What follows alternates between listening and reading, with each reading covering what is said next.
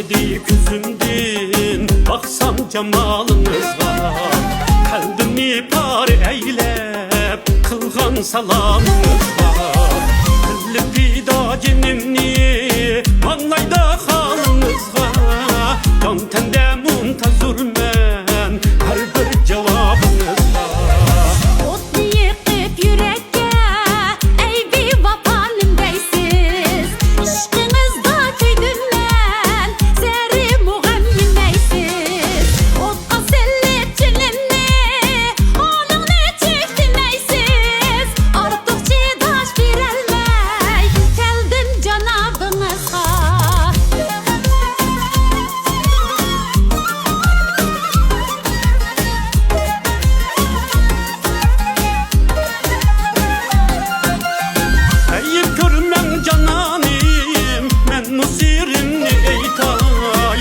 Çandiçe muhabbet derdini yekti tatay.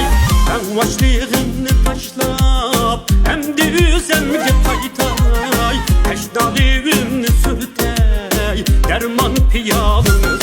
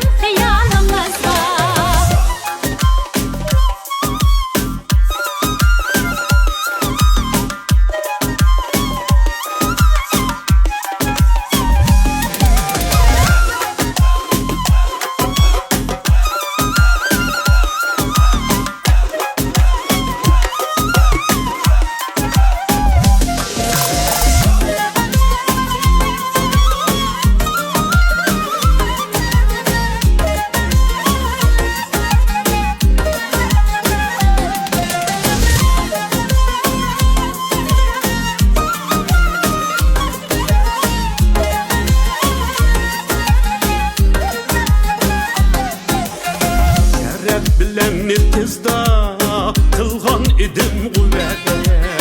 Kaldırmazdın usulni yığış adam niyede. Çıkkanda ödüsidin siz kaldın